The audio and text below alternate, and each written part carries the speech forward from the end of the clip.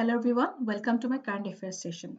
The first topic of my today's session is India signed a key pact implementation arrangement for procurement of defense material and equipment with the Philippines for the sale of defense material and equipment including BrahMos cruise missile. So India Philippines লগত এখন pact sign কৰিছে for procurement of defense material and equipment যাৰ জৰিয়তে defense material আৰু equipment বোৰ supply কৰিব পাৰিব সেই countryত আৰু সেই defense material আৰু equipmentৰ লগতে BrahMos cruise missile include হৈছে BrahMos cruise missile procure কৰিব পাৰিব এতিয়া দেখা গৈছে বহুত country number of countries including Gulf region have shown interest in procuring the BrahMos cruise missile বহুত country BrahMos cruise missile procure কৰাৰ ক্ষেত্ৰত interest দেখুৱা দেখা গৈছে So BrahMos cruise missile to কি হয় BrahMos is a short range supersonic cruise missile BrahMos missile is produced by an Indo-Russian joint venture আৰু BrahMos missile to submarine পৰা launch কৰিব পাৰি ships পৰা পাৰি aircraft আৰু land platform পৰা launch কৰিব পাৰি আৰু BrahMos missile to capacity that is the firepower হৈছে 290 kilometer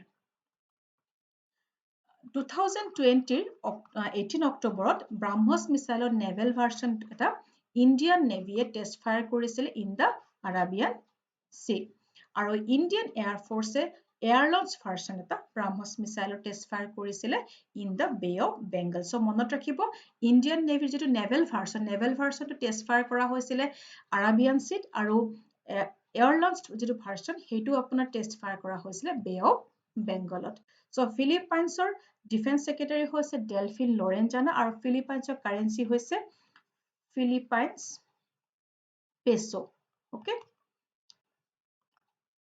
Next topic is Maitri Setu Prime Minister Narendra Modi 9th February Maitri Setu খন inaugurate কৰিছে virtually আৰু এই Maitri Setu খনে connect কৰিব India আৰু Bangladesh so this Maitri Setu symbolizes the growing friendship and bilateral ties between India and Bangladesh Maitri Setu খন construct কৰা হ'ব over the river Feni which flows between Tripura and Bangladesh Feni River is a transboundary river. So Feni River is a transboundary river, meaning this river forms a natural boundary between India and Bangladesh. So transboundary river bulile ami ki bujo okay transboundary river is a river that crosses at least one political border either a border within a nation or international boundary so transboundary river hebilak river ke koi jibilak river at least eta political border cross koribo her border to either within nation hobo pare ba international boundary hobo pare ei khetre eta kotha monot rakhibo je Bangladesh has the highest number of these rivers including the two of the world's largest river Ganga and Brahmaputra Or Feni River was a Tripura southern side. It originates in the South Tripura district and flows to Sabrum town of India and then enters Bangladesh. Jodi apnaloke khode je which river is known as the Little Feni. Okay, Little Feni. So Muhuri River of Noakhali district is known as Little Feni. So Noakhali hoy apna Tripura te hoy Noakhali district or Muhuri River of Little Feni boli jana jay. Feni eta demo ase okay. যেতিয়া current এফেয়াৰ্সৰ টপিকসবোৰ পঢ়িব আপোনালোকে যেটো topic নিউজত থাকে হেতু নিউজটো চাব লগতে তাৰ লগত ৰিলেটেড যিবিলাক ফ্যাক্ট থাকে সেই ফ্যাক্ট বিলাকৰ বিষয়ে অলপ হলেও নলেজ আপোনালোকে ৰাখিব কিয়নো ডাইৰেক্ট হেতু নিউজৰ ওপৰতে কোৱেশ্চন নিদিব পাৰে তাৰ লগত ৰিলেটেড ফ্যাক্টছবোৰৰ ওপৰতে আপোনালোকক কোৱেশ্চন এটা পাৰ্টিকুলাৰ ওয়াৰ্ডৰ ওপৰতে ইভেন আপোনালোকক কোৱেশ্চন দিব পাৰে ওকে আৰু যেহেতু এপিএসসি টো এবাৰ ইউপিএসসি প্যাটাৰ্নত কৰিব গৈ আছে গতিকে যদি ইউপিএসসি কোৱেশ্চনবোৰ চাই তেল আপোনালোকে গমে পাব যে কেনেকে current affairs পঢ়িব লাগিব স্পেশালি আপোনালোকে লাষ্ট ইয়াৰ কোৱেশ্চন খন চাওক জুনে দিছে তেওঁলোকে তো গম পায় আৰু জুনে ধৰক দিয়া নাই ইউপিএসসি এট লিষ্ট কোৱেশ্চন পেপাৰবোৰৰ প্যাটাৰ্নবোৰ আপোনালোকে চাই লব ওকে সেই কাৰণে ডিটেইলছত পঢ়িব লাগে আৰু কাৰেন্ট এফেয়াৰ্স যেতিয়া আপোনালোকে ডিটেইলছত পঢ়িব তো কেতিয়াবা কি হয় এইবোৰ বস্তু আপোনালোকৰ মেইনছত আপোনাৰ আনসাৰ ৰাইটিংতো বহুত হেল্প কৰে ওকে সো ত্ৰিপুৰাই বাংলাদেশৰ লগত তিনটা সাইডত বৰ্ডাৰ শেয়াৰ কৰিছে north waste and south On the eastern side, Tripura has the border with another Indian state that is Mizoram. So eastern side the Tripura Mizoram logot border share korise aru Bangladeshor logot tinita side north west and south. এই ব্ৰিজখন বহুত আগতে construction start হৈছিল ডিসেম্বৰ 2010 হৈছিল আৰু এইখনৰ length হ'ব 1.9 kilometre আৰু construction কৰিব NHIDC লিমিটেড এইটো এটা গভৰ্ণমেণ্ট কোম্পানী হয় ইয়াৰ ফুল ফৰ্মটো হৈছে national highways and Infrastructure Development Corporation Limited. With the inauguration of this bridge, Tripura would be soon turned into the economic corridor of Northeast and the Sabrum town going to be a business hub. So, ekon bridge kon hoar pholot ki hobo Tripura Northeaster economic corridor hobo Tripura jikon Sabrum town kon hoi poribo ekta business hub. Another important fact bridge khonor logot apnar related apnak monot rakhibo that is this bridge, that is the Maitri Setu bridge, okay, will provide the only land link between India's eastern states and its western states other than through Assam. Okay, agote ki asile land link landedi jabole hole apni Haldia port opra neke ঘুরি হৈ বহুত দূৰ যাব লাগিছিলে এটা Chittagong port opra কি হ'ব direct হ'ব এটো হ'ব only land link between India's eastern states and its western states other than through Assam. তো অসমৰ থ্ৰুদি নোযোৱাকেও ডাইৰেক্ট আপোনাৰ চিটগং পৰ্টেদি হ'ব okay. And the Maitri Setu bridge is built to connect the Sabrum town of India, Sabrum khon is Tripura, with the Ramgarh town of Bangladesh. Third topic is the first consignment of red rice was flagged off on March 4th, 2021 to the United States of America from Assam. Their main objective to hoise rice or export to promote kora aru yar pholot ki hobo amar Ohomor farmers pro income to বৃদ্ধি হ'ব. So red rice or যেটো export কৰিব হেতু flag off কৰিছে 4th March 2020 অসমৰ পৰা US লৈকে হেতু export হ'ব. Our flagging of ceremony to perform korisile Chairman of Agriculture and Processed Food Products Export Development Authority, that is APEDA at Haryana.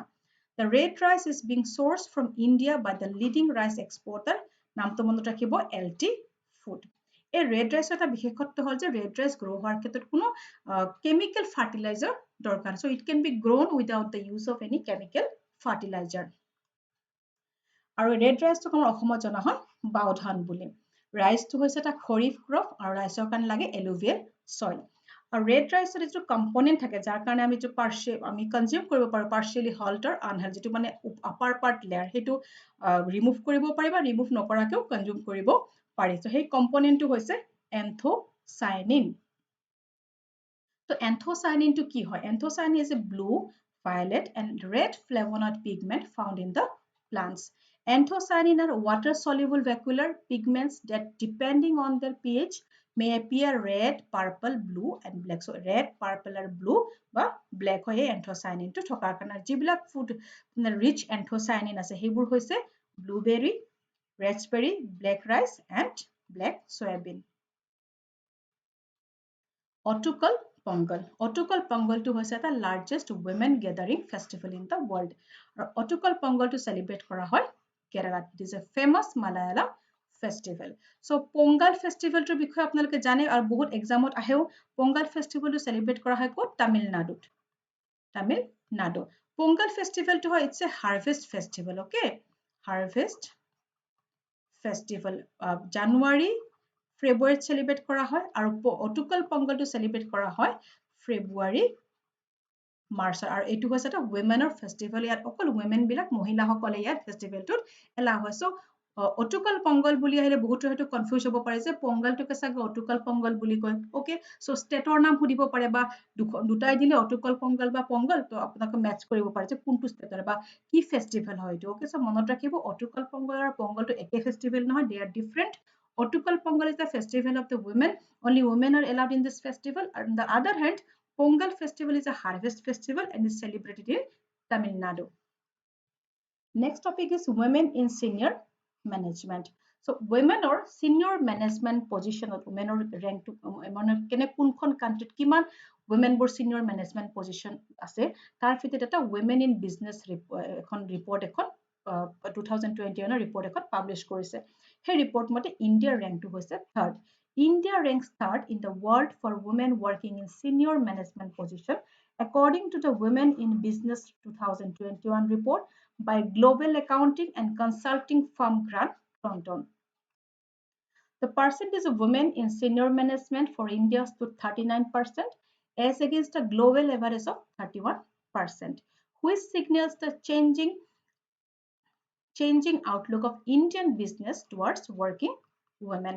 So এনেকুৱা ধৰণৰ আপোনালোকে পইণ্টছবোৰ যদি women related কিবা questions আহে মেইনছত বা এছে আহক women empowerment বা বিভিন্ন ধৰণৰ women related আহে তেতিয়াহ'লে এই পইণ্টছবোৰ আপোনালোকে তাত ইনক্লুড কৰিব পাৰিব okay next topic is women will web so Google এবাৰ ইন্টাৰনেশ্যনেল women's day celebrate কৰা হয় 8 মাৰ্চত so international women's day women will web নামৰ এটা প্লেটফৰ্ম এটা লঞ্চ কৰিছে এই প্লেটফৰ্মটোৰ জৰিয়তে ৰুৰেল ওমেন বিলাকক হেল্প কৰা হ'ব তেওঁলোকে যদি বিজনেছ ষ্টাৰ্ট কৰাৰ ক্ষেত্ৰত তেওঁলোকক টিউটৰিয়েলছ বা মেন্টৰশ্বিপ প্ৰগ্ৰাম কিছুমান প্ৰভাইড কৰা হ'ব so the platform will help rural women start business through tutorials and mentorship programs.